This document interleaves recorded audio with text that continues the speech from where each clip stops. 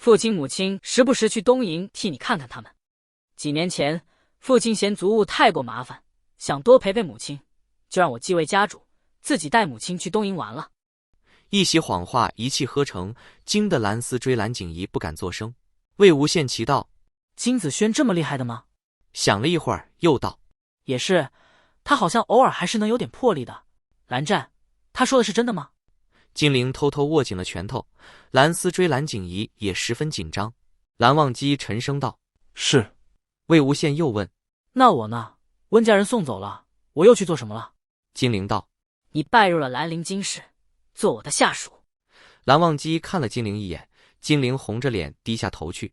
魏无羡瞧蓝忘机神色，笑道：“这句就是撒谎了。不过听你这么说，我多半是回江家了。这粥太好喝了，这里面加了什么？这么咸？”蓝忘机道：“雪灵鱼片，嫩嫩的还怪好吃。姑苏原先有这个的吗？”咦，蓝湛，你怎么不说食不言了？金陵道：“喂，你若还能走动，吃完就去雅室吧。舅舅还一直在等你醒过来。”你舅舅？哦，你是说江城？等等，凭什么你叫我是魏，叫他就是舅舅？我不也是舅舅吗？蓝忘机看着金陵，金陵恨声道：“你是大舅舅，他是舅舅，行了吗？”听上去还是他比较亲。阿玲，我送你的礼物都这么厉害了，你为什么不是同我更亲？舅舅送了我一头灵犬。狗？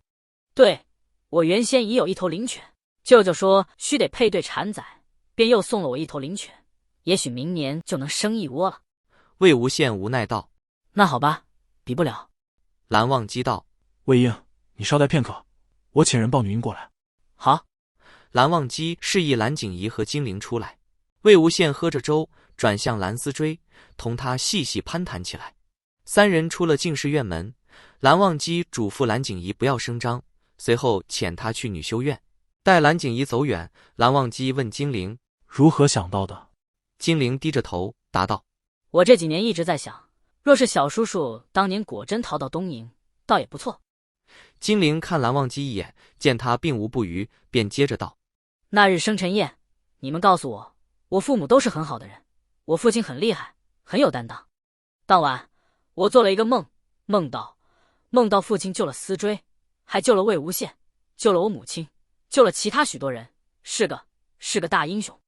这些念头一直在我脑海里，我这几个月来时不时就会去想这些事情，所以刚才不知怎么的，我就把他们都串起来了。”金陵踟蹰着问道：“魏无羡他还会恢复记忆吗？”蓝忘机道：“不知。”那现在这样是不是也还算不错？过往种种，终须面对。但你可先去雅室，通知江宗主此事。好，我会提醒他不要露馅的。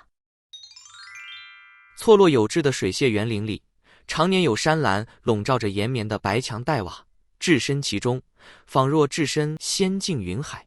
清晨雾气弥漫，晨曦朦胧，山静人静，心如止水。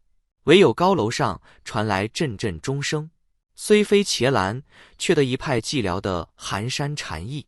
去雅室的路上，魏无羡道：“蓝湛，云深不知处，倒还真没什么变化。”蓝忘机道：“魏无羡见了金陵，又听到温家诸人一切安好，心头巨石落地，心情前所未有的放松和愉悦，仿佛被人从幽暗深海里一把捞了出来。方才见了小女婴，虽然依旧什么都记不起来，但看着据说是被自己救下的孩子睡得踏实安稳，脸蛋红扑扑的，他心里也十分高兴。又看了医师，医师诊断良久，找不出魏无羡失忆的原因，却也未诊出其他什么毛病。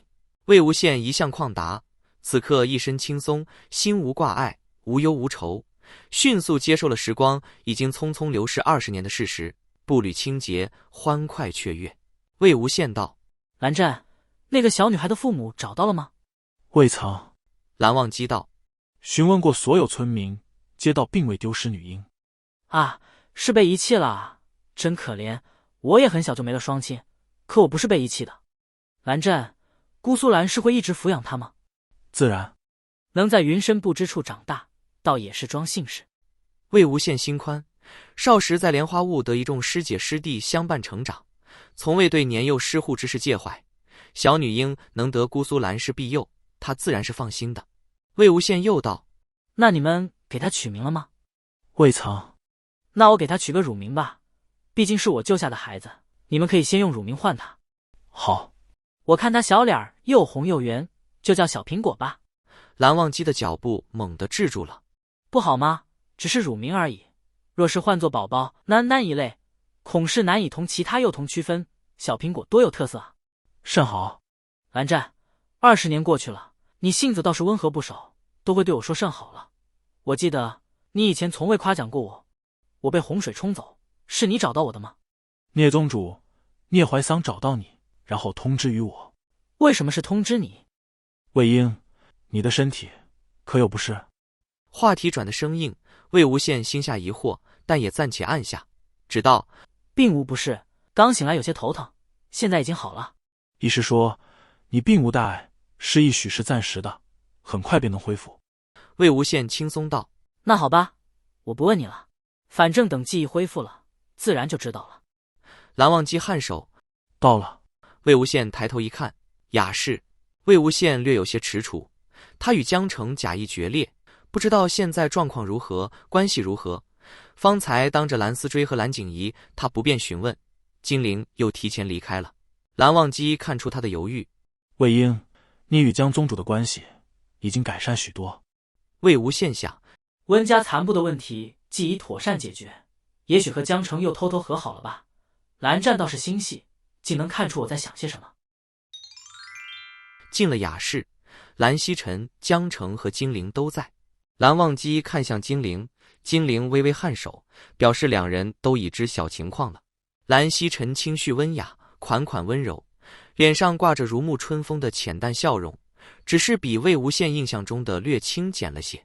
江澄如魏无羡记忆中一般，细眉杏目，目光沉赤，见他来了，眼神闪烁，神情难辨。蓝曦臣语气亲和，微笑道：忘机、无羡，你们来了。魏无羡施了一礼，心里奇道：我同泽无君已经这般熟稔了吗？江澄问道。医师去看过了。蓝忘机道：身体并无大碍，失忆原因不明，不日或可恢复。蓝忘机为魏无羡请的必然是最好的医师，江澄不再多问。魏无羡道：我还活蹦乱跳的就行了，记忆有没有都无所谓，回头你们慢慢告诉我这几年发生过的事情。江澄道：您老人家真是10年如一日的心大。江澄已知魏无羡结丹又失丹，心头思绪万千，愤恨难平。我缺了20年的记忆，现在我比你们小20岁，的确是20年如一日。蓝曦臣笑道：无羡一向达观通透，如此甚好，忘机你可放心了。魏无羡笑嘻嘻的道：蓝湛放什么心？哦，我知道了，蓝湛，你在担心我呀？蓝忘机看向蓝曦臣，蓝曦臣笑而不语。蓝忘机道：是什么？担心你。魏无羡震惊了。江澄无语，和金陵交换了一个眼神，江澄白了金陵一眼。方才金陵特意避开蓝曦臣，偷偷告诉他自己想把魏无羡拐回金陵台。金陵辩解道：他也可以把韩光君娶过来啊。江澄直接告诉金陵：不可能，蓝忘机放不放人先不谈，不管魏无羡有没有记忆，都会死缠着蓝忘机不放。蓝曦臣取出一敌一剑，微笑道：随便和陈情俱已寻回，随便倒是无事。陈情在江水中翻滚浮沉一昼夜，我已检查完毕。无羡，你既已醒来，我便物归原主。魏无羡有些疑惑，但也恭谨接过敌剑。多谢泽无君。蓝曦臣道：随便和陈情都是忘机寻回的。魏无羡哦了一声，将敌剑别于腰间，直觉不用同蓝忘机致谢。蓝湛，你特意去帮我寻的笛子吗？寻敌亦是寻你。哇，看来你是真的很担心我吗？蓝湛，你如今倒是坦诚了许多。自那夜交谈之后，江澄知晓魏无羡从少时起就对蓝忘机是那种心思，现下看魏无羡情态，横看竖看都不对劲，眼看着他俩又要开始打情骂俏。求学时魏无羡对蓝忘机的种种撩拨与眼前画面重叠，江澄不想再浪费时间，只道：魏无羡，我有话单独同你说。魏无羡的笑容猛地滞住了。金陵亦是十分紧张。蓝曦臣伸出手，在蓝忘机肩头轻轻拍了拍。